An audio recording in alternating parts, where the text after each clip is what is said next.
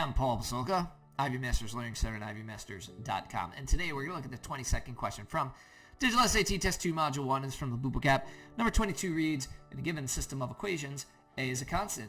The graphs of the equations in the given system intersect at exactly one point, xy in the xy plane. What is the value of x?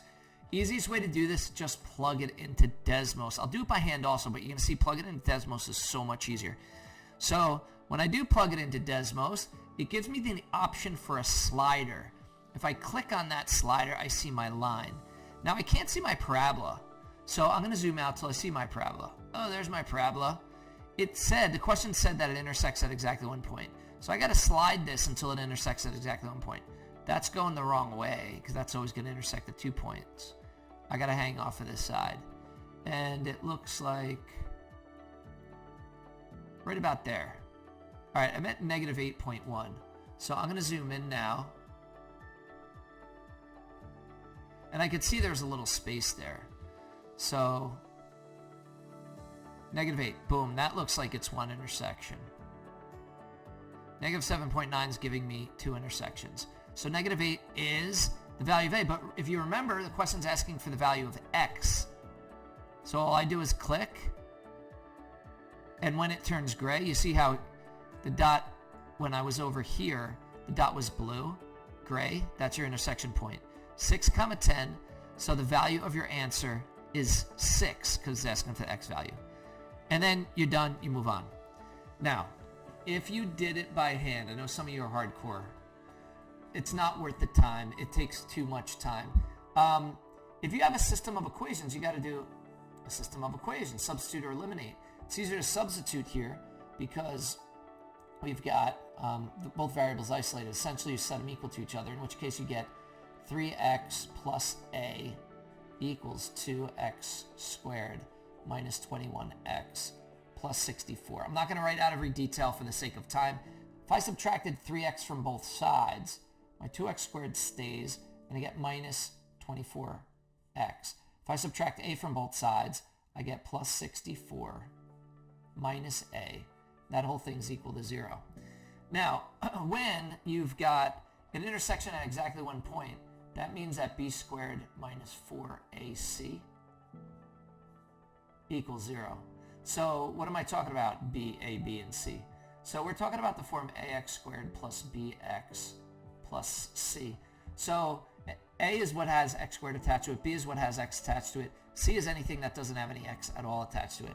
So if I do my b squared minus 4ac over here, it's negative 24 squared minus 4 times a, which is 2, times c, which is 64 minus a, because neither of them have an x attached to it.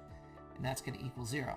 If I square negative 24, I get a positive 576 minus 8 times 64 minus a equals 0.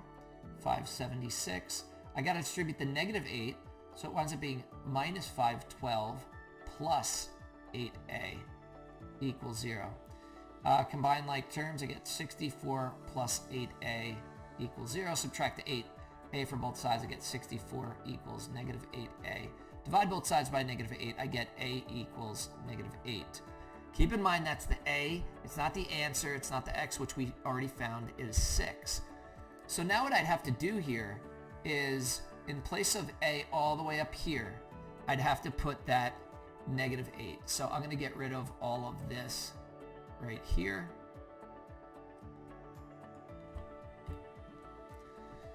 Okay, I put my negative 8 in place there. And if it's a negative 8, it's 2x squared minus 24x plus 64. It's minus, and my a is negative 8, so it's minus negative 8, which winds up being plus, so it's 2x squared minus 24x plus 72. And keep in mind, this is set equal to 0.